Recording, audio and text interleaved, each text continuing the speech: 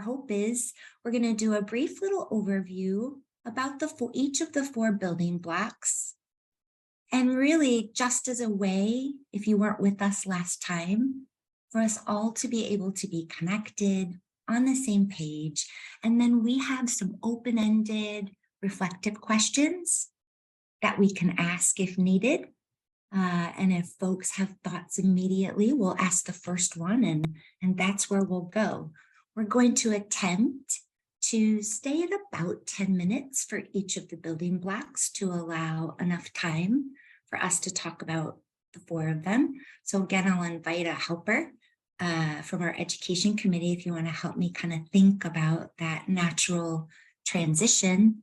And this is really an opportunity for us to have some beautiful dialogue about each of our own experiences that the families that we serve may share with us, thinking about each of these within the context of our communities that we live and serve. And so I'm so grateful again for the amazing presentation that Melody did for us last time. These are the 4 building blocks of hope, which is part of the Healthy Outcomes from Positive Experiences model that was shared with us. And there's a 1-page document that we'll make sure that everybody has in case you're wanting to learn a little bit more. And so, as I said, we're going to talk about each one of these individually, and then we'll spend a little time reflecting at the end. So the first of the building blocks, I'm going to move my little tool here. First of the building blocks talks about relationships, right? That relationships within the family and with other children and adults through those activities that we do with one another are one of the most important building blocks. Being in those nurturing, supportive relationships, as we know that Melody shared, are critical for children to develop into healthy, resilient adults. And when children can remember those kinds of experiences, it can help to offset some of the adverse childhood experiences that a child might have. And we know through research that it significantly lowers rates of depression. And so what we wanted to start off with, as we think about this building block, is what does it bring up for you as you reflect upon the families and the program in which you work? And we're going to just open it up. Feel free to take yourself off mute. Share via the chat. Hi, and I think honestly, one of the things that we just love sharing with our parents and helping them to relate to it is by, asking them, especially, the stress of Christmas and maybe buying things and presents. We always really just let them know it's, ask them, well, what do you remember what you got when you were 8 or when you were 7? And they can't, but what's your favorite tradition? And it really seems to resonate. And then they start sharing traditions with each other. So yeah, just building those relationships in time. Thank you so much, Kimberly. What a beautiful example and way to start us off. Who else has something they want to share? I think about the presentation that Kelly did. I think it was at our November meeting about transgenerational trauma. And I think sometimes that you think, well, a parent just needs to play with their child. A parent just needs to have interactions with their child. It's simple and it's easy. And I think, sometimes we miss the fact that they were never shown what a parent-child relationship should look like.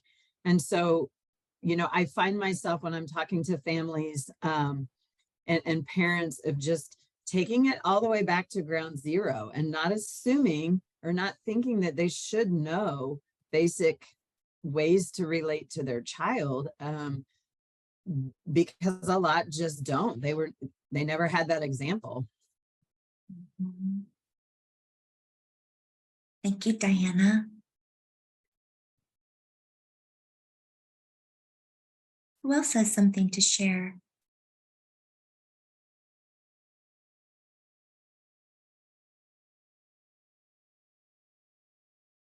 What do you guys think are the barriers to this?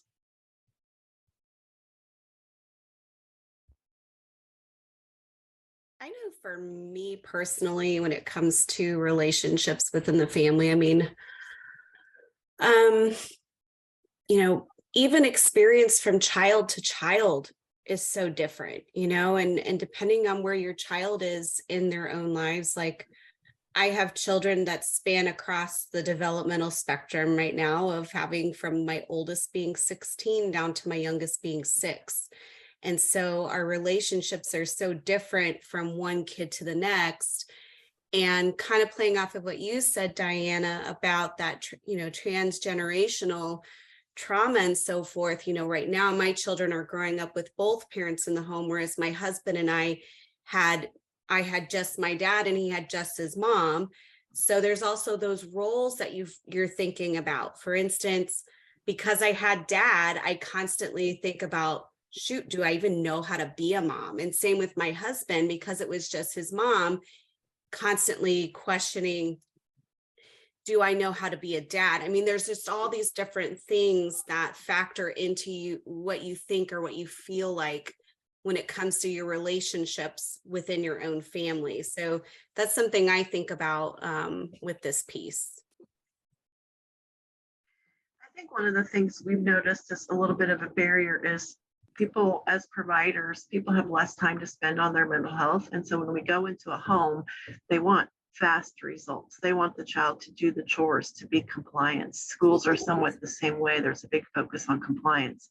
So sometimes I tell my team, like when we feel like we're not doing anything, even if we help facilitate a family game or we're having a relationship with the child and they're having fun and they're enjoying spending time with the provider and using that part of their brain. But there's just like this push of be productive, get it settled, get the behaviors under control. And a lot of times it's hard to convince the parents, the other key stakeholders, even ourselves, that we're actually doing something by slowing down and building these relationship building blocks.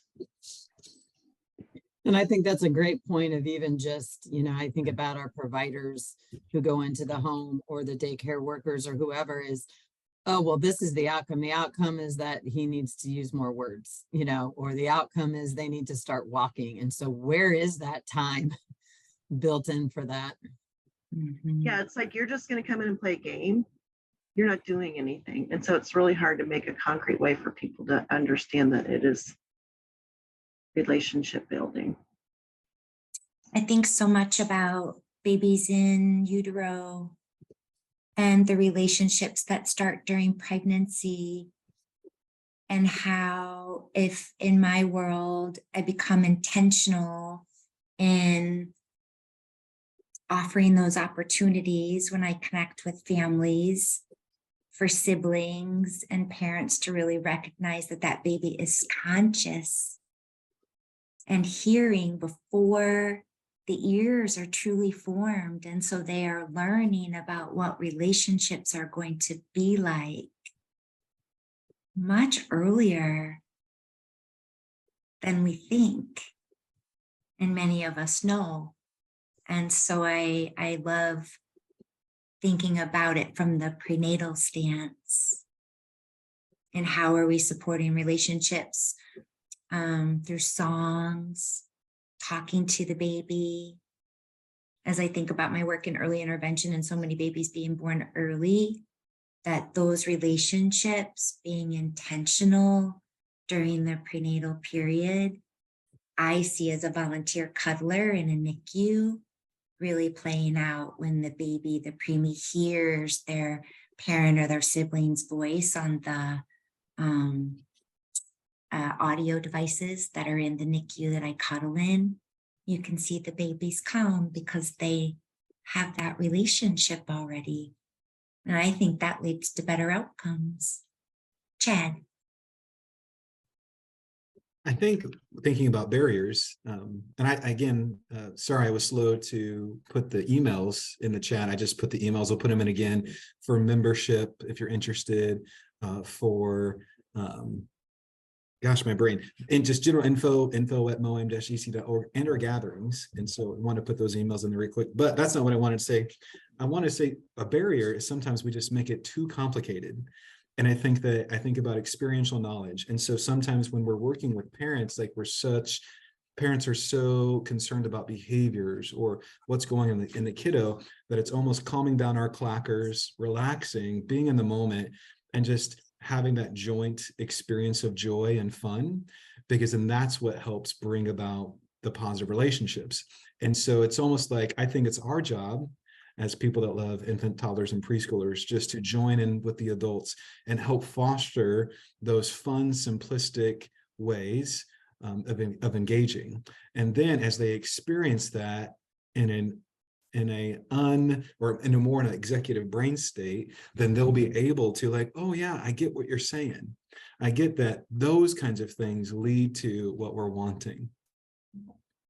Mm-hmm. Kimberly, did you have something you wanted to share? Yeah, so, and I agree so much with everything. And I know as like a home visitor of 27 years, one thing that I've really seen an increase of is so many parents, in our society, they both work, of course, or if it is a, single parent, of course, they're working. And we're finding with some of my parent educators is some parents are just really having that guilt. So we try to truly focus on, it's sometimes not about the quantity, but the quality, and really work with parents on setting those goals of being very intentional when they do have time with their children. What does that look like? And like maybe putting down some of the media and spending, some more quality versus the quantity that unfortunately parents don't have some time today. mm-hmm. That's such a great point. Feels like that perfect transition as I'm just. Yeah, parents feel like, about it. oh, well, I don't have an hour and a half. And that's such a great point. How about 10 minutes? I mean, the magic can happen in like 30 seconds. Right. Like we make it so big that it's just like, it's those small dosages of just connection that really bring about what's needed. And so, yeah, it's too simple. And then, we get kickback. I'm like, well, wait a minute, so yeah. Mm-hmm. How does everyone feel? Do we feel at a ready point to think about our next building block or another building block? Can you see my screen? Will be my second check-in. Not yet. No? Mm-mm. Well, it's showing me that it's sharing it. So let's see. My little computer is not wanting to play super nice this morning. So let's do that and then that. How's that? It's Got not it? full screen. It's full screen on my side. I am really, here goes my little Zoom again. Folks, I might go away. I don't know what's going on with my Zoom this morning. It's not letting me. You might have. You know what? Let's just go on to the next topic and Yeah, we not can get even this. share a screen. I Yeah. like that anyway. I get to see everybody's We faces. get to see faces. Yeah.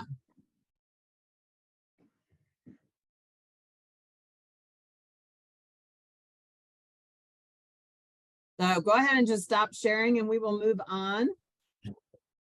So it looks like from what Diana, the next topic is environment. And so let's keep the conversation going with environment. So if you guys think about, first of all, what is the definition of a safe, stable, equitable environment?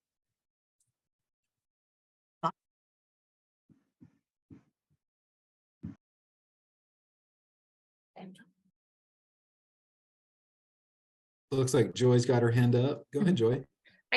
I wanted to talk about, last night we had some board members come and we did kind of an experiential And I got to hear our awesome infant mental health teachers talk about the way they keep consistent, predictable routines and really honoring, you know, a lot of our kiddos have had those adverse experiences. And so honoring when they come in with some defenses and continuing to show up regardless of if a kiddo knows how to play or they're interacting beautifully with another friend, like always showing that kind of unconditional positive regard and making it predictable and consistent. I think our teachers do an incredible job of that.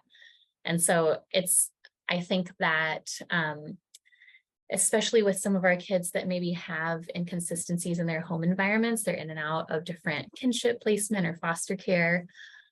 Sometimes we get to be the most stable place. And so having those conversations, not just with our teachers, but our bus drivers and the people that greet them at the door. I think that that's a great consideration. Like it doesn't just have to be within the like 1 to 2 hours a week of therapy, right? It's in those small moments. And I love the chance when I get to work with caregivers to talk about what do you do? What's your morning routine? Like, how is it consistent and helps them feel safe? So yeah, thanks for listening. I think that's such a great point, and maybe that is a really good way to define a safe environment, you know, obviously. And then we're going to stop sharing now. We're just going to go ahead and talk through these. You know, it is stability a ginormous piece of a safe environment. And just really promoting emotional safety, not just physical safety. And so it's like, how can we make the environment emotionally safe? And part of what makes the environment is the adults, because if the adults are clackers or clacking, or if they're stressed out, or it's toxic or it's hard, that will negatively affect the emotional climate. And so, yes, it's the physical climate, but it's also the emotional climate. So.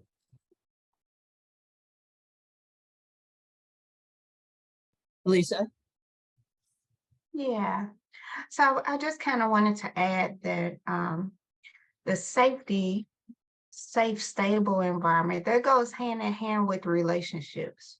So you can have a great environment with all of the top-notch things and all of the best toys and interactive and experiential tools available. But if the relationship is not safe, where the child feels that they can come, they can talk, they can be vulnerable, they can open up, that they're liked.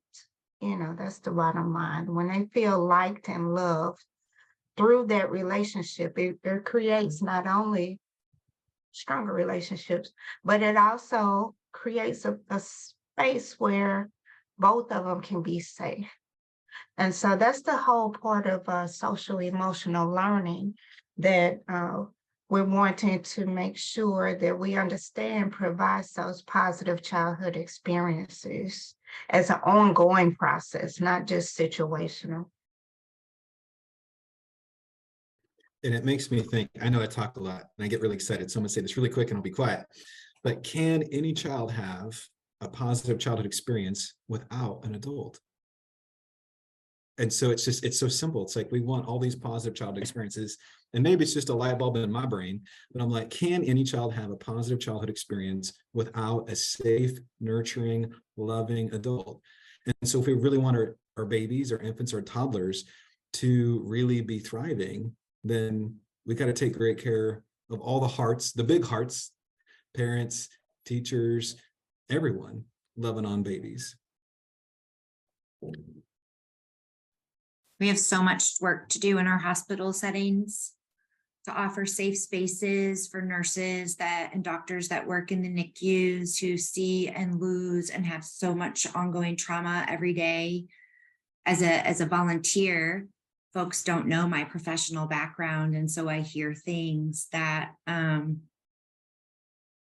really hurt my heart for babies that are in NICUs. Not all the time, but more often than I would like to hear. And I volunteer in an excellent hospital, and these are excellent nurses. And yet they aren't supported with all that they carry. And so their hearts become closed. And those nurses are the children's family, the most stable person when they are in those NICU settings. And so those relationships to me are critical. We have to do better in supporting our medical providers and helping all of our medical providers not only to understand medicine, but to understand mental health. That's a true point. As I think about environments, it's one we often overlook. I was listening to, because I'm a sports nerd, sorry, Dak Prescott's interview after he won the Walter Payton Award last night. And they showed pictures of where he grew up, and it was just nothing. He had nothing. His parents were as poor as they could be. But the one thing he said is, we didn't know it. And the reason that they didn't know it is because he felt safe in his environment. So it didn't matter, like you were saying, Alicia, didn't matter that he didn't have toys. You know, it didn't matter that he barely had enough food to eat. He was living in a stable, safe environment. And that was the difference. Mm-hmm.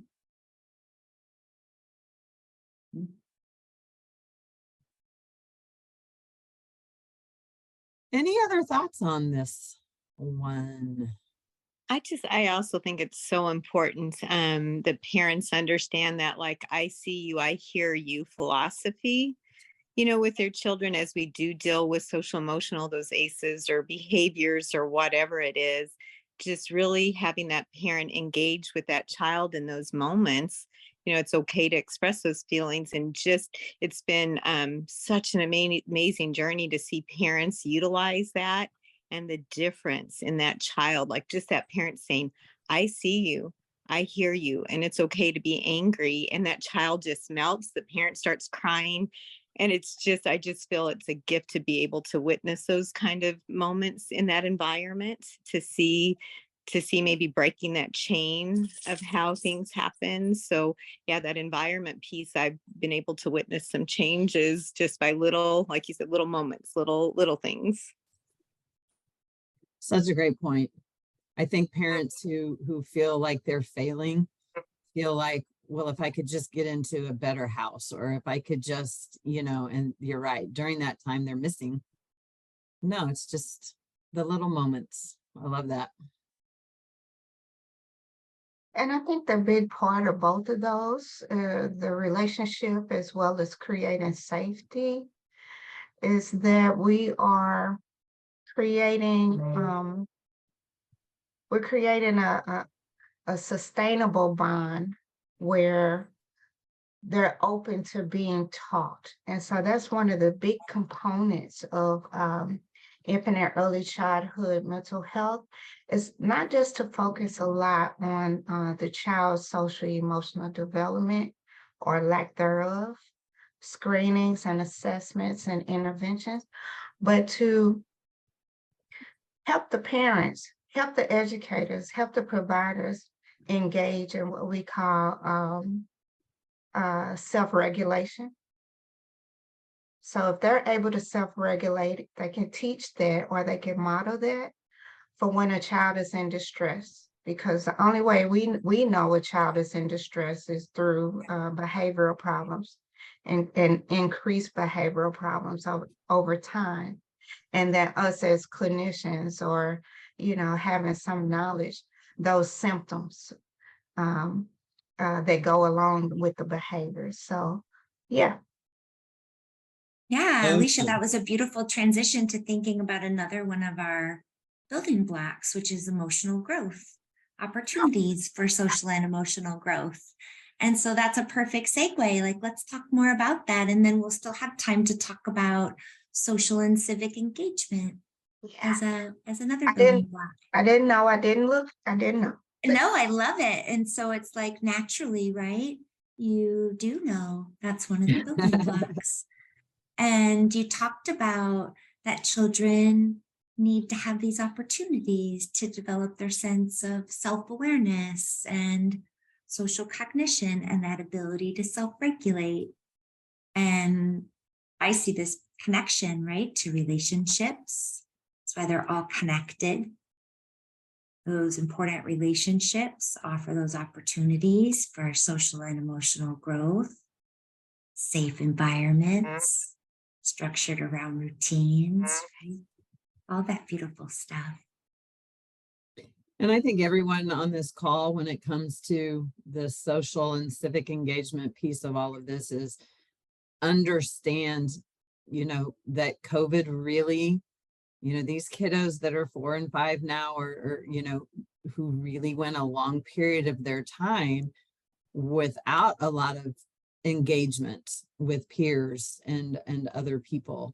Would love to just kind of hear your thoughts on that and what you're seeing with these kiddos that you've been working with.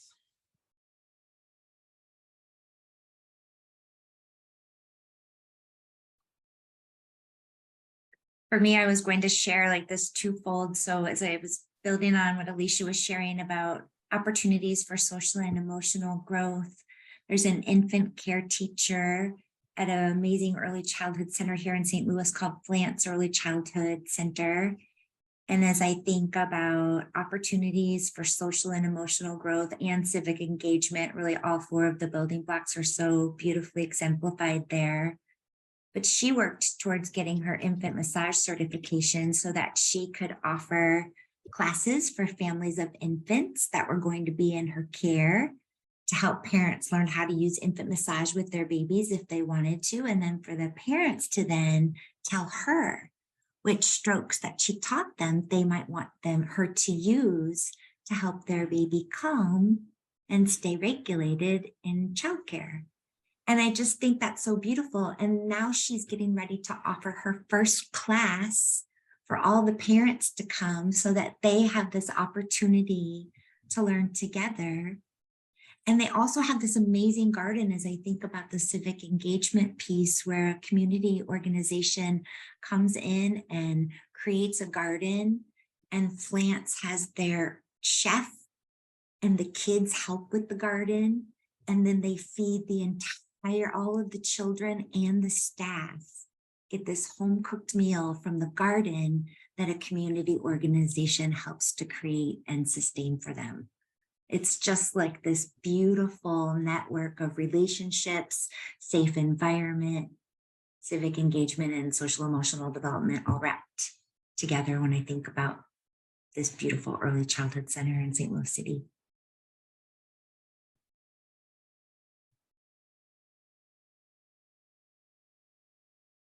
Do you guys feel, go ahead. I'm sorry. I was just going to say, just reinforce what Lynn is sharing. It almost goes back to the concept of not just having family by itself or school by itself, but creating a school family culture where the child knows that they're loved in both settings. Both settings are, rooting for the better good. Both settings are all the people involved are making sure that they are, wrapping their hands around love, support, and development.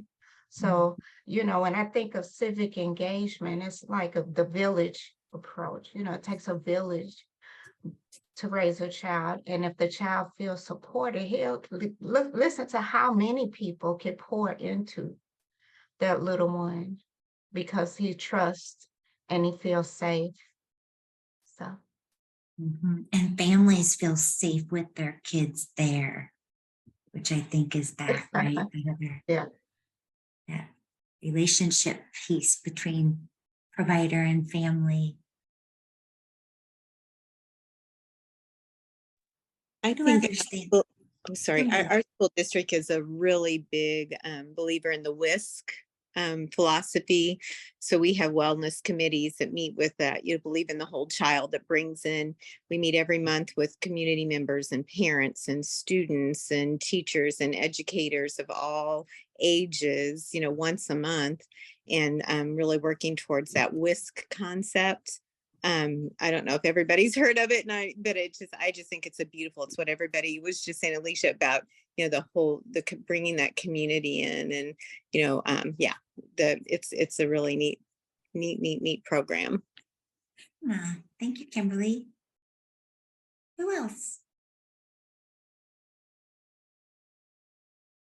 You think about how much parents need a sense of belonging, and so many of the parents that I come across, they are alone. They don't have other people in their lives. They are trying to survive working and taking care of their children. So back to that community thing, what would it look like for these parents to have that sense of belonging, that they are part of something, is huge. And yet I feel like so many of them, like I said, are alone and just trying to survive.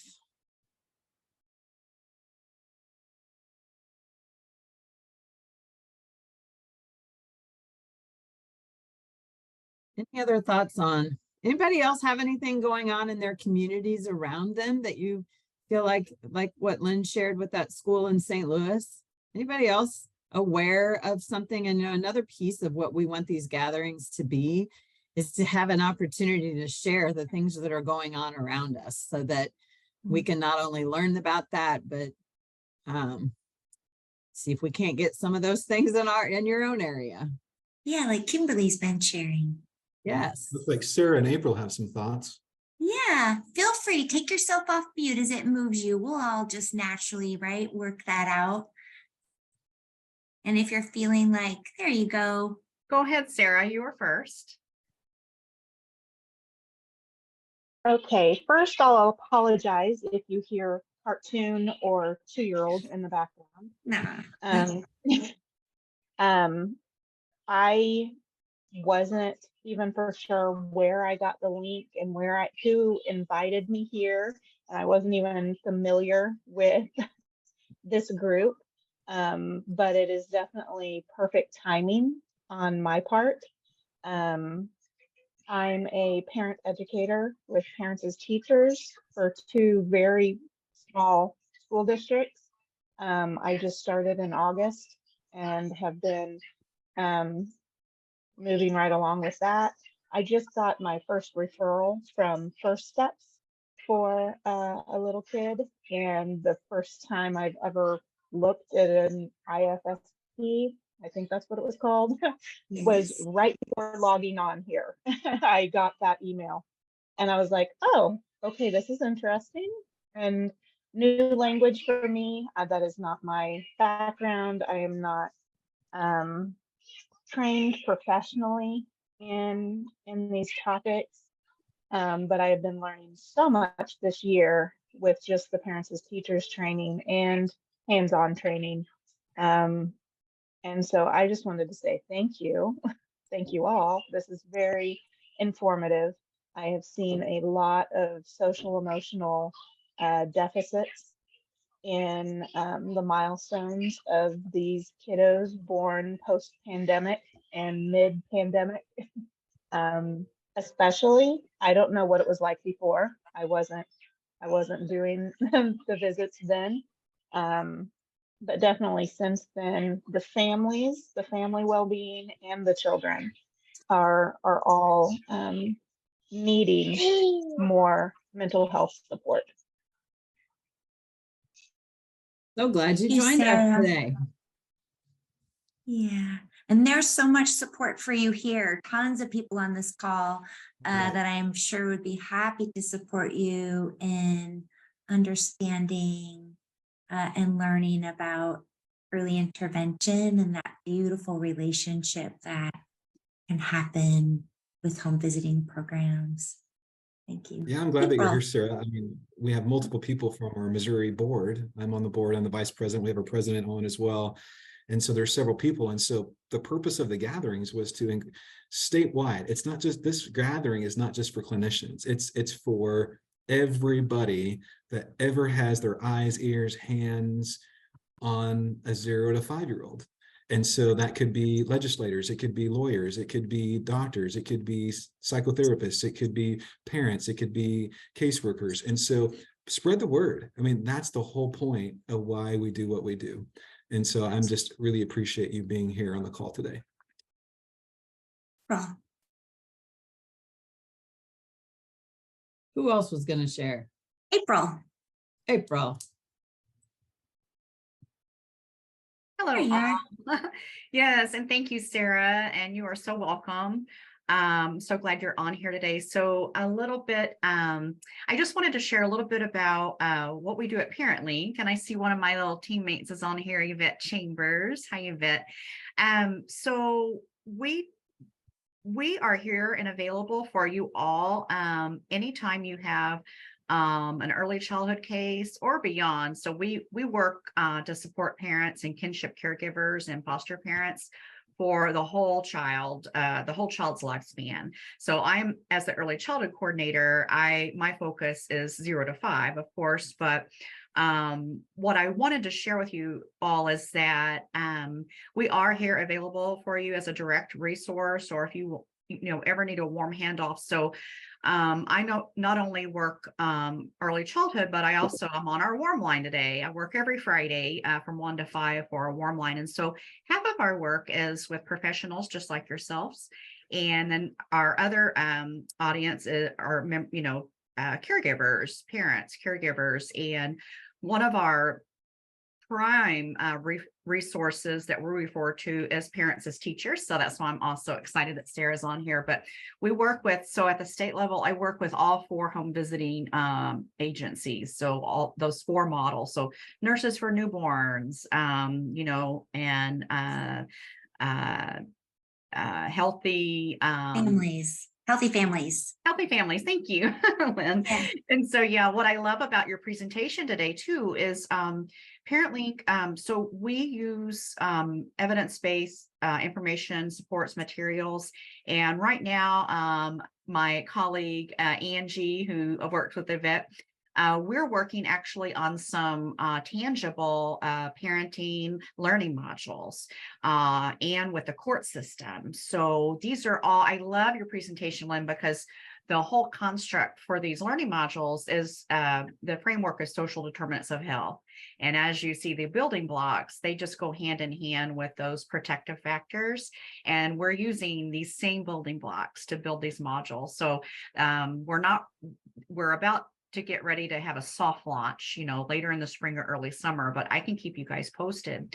But we're so excited to be able to offer not only parents and professionals these types of supports, but also the court system, because their toolboxes are pretty empty, when they get past the family court piece. And we can offer focus on kids as a 2.5 hour, mandated course, but there's not a lot of sustainable programming for those higher dosage, higher frequency of parenting supports and training.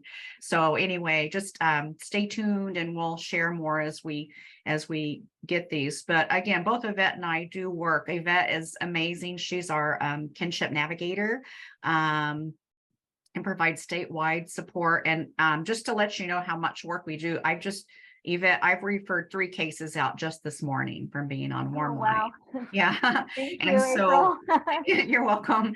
And these cases are complex, the cases that you guys, I'm sure, are very familiar with, and they have basic needs that, we do work on the Maslow hierarchy. And so these are cases that have such dire basic needs that we have to, address those needs first before the caregiver can even be in a space like we talked about to think about their mental health. And so we really rely on you all, to help us. And then hopefully we can help you all to support the cases. It goes both ways. So we're just so thankful to have all of these connections and relationships. But do please give any families or parents our warm line 800 number. It's 1-800-552-8522.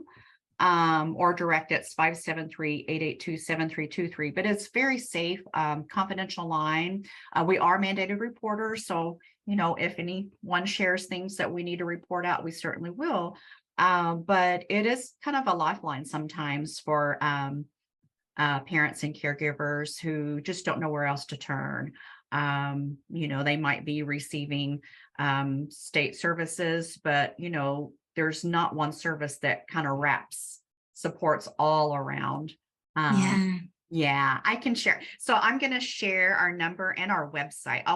Thanks, Chad. I'll put our our website in there first. In the chat. Yeah, that's wonderful. And I also was kind of thinking, so as you're listening, it's 8 minutes. Gosh, our hour goes so fast and we all fill it up so beautifully with this rich conversation. I'm curious, as folks are listening to April share about Parent Link, is this something you want to know more about? I know that Diana shared we're going to be really talking about credentials and thinking about that, but we also might have these opportunities, right, for other presentations, ways for us to share information in our follow-up so that you can check out more. And so if you're wanting to know more about shoot me an email. Yeah. Shoot me an email. Chad put it in the chat. So yeah, that might perfect. help us as Diana and I start thinking about our year, right, and planning ahead. April, we might reach out to you to Oh, absolutely. And that is what we do, guys. So we're an outreach and engagement unit through the College of Ed and Human Development and Family Studies. And we would love nothing more than we have a core leadership team, and I'll grab Yvette on there too. And we would be more than happy to share a little bit about what we do as a team. And we do serve the whole state, so it's pretty cool. And we have, like I said, a robust navigation system of care. And we follow a evidence-based system model, theory of change through Help Me Grow as a Help Me Grow Missouri affiliate. So, and I believe we're doing a little pitch at the kickoff, the endorsement kickoff on the 27th for folks who are attending that. But absolutely, I'll put my email here, and anyone is welcome to reach out, and we're happy to share a little bit more at any time. Thank you so much, April. Sure. Diana, as we start to wrap up, I know we talked earlier this morning that you had shared some great information, and maybe we were going to share it again so that if folks joined a little later than after you had shared some important information, we could do that and then end our meeting with a final group breath. This moment of connection and these relationships that we're all building together. And last month, we offered this wonderful opportunity for a one-word close before we all left, whether that was via chat or out loud. And so Diana, take it away, and then I can come in at our final minute if we have it, and invite folks to share a one-word close. Be thinking about your one word. Sounds good. Yeah, so for those of you who jumped on a little late, very exciting things happening for us in 2023. We are looking at putting our gatherings, recording gatherings on the website. I did share with everyone that we will edit those gatherings. We want this to also be a time where you can just share what you're feeling and how you're thinking and struggles you're having that you may not necessarily want out there for the world to be listening to. So the presentation gatherings will be recorded, and some of our PowerPoints and stuff is what we will put up there. Also, we've had several people reach out about CEUs for our gatherings for people who need those. So we are working on that.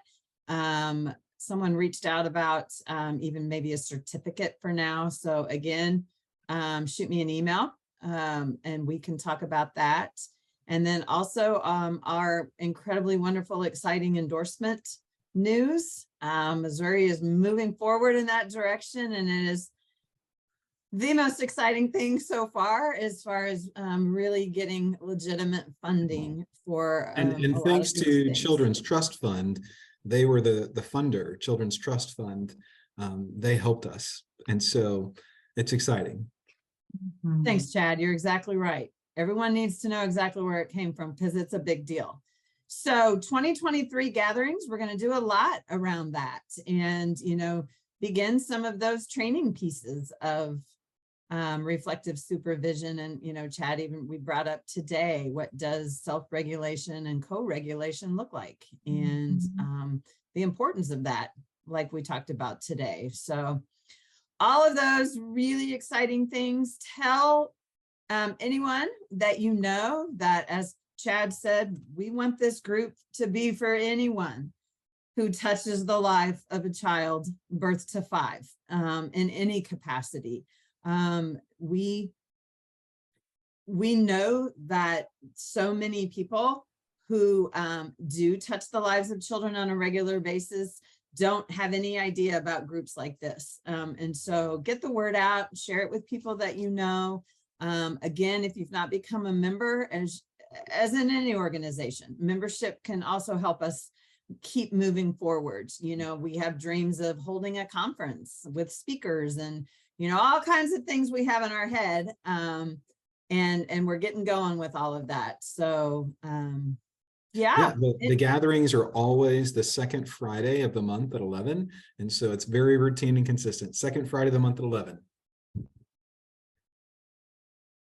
We'll stay on a few more minutes. We got about 3 more minutes until noon, but if members of the board, if you're welcome to stay. Anyone else is welcome to stay when our time ends. If you have questions, want to connect, we'll stick around for a few more minutes if you'd like to. And if anybody wants to start us off with something that spoke to you, a one-word close, a phrase that you're leaving with, feeling in your heart, any of that, as our collective energy says, we've got you for now, right?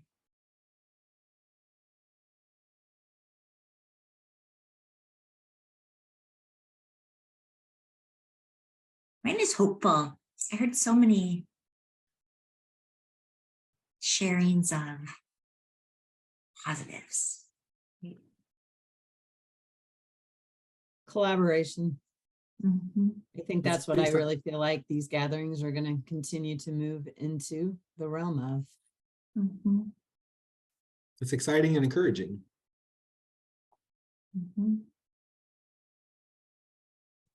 Well, everyone have a wonderful weekend.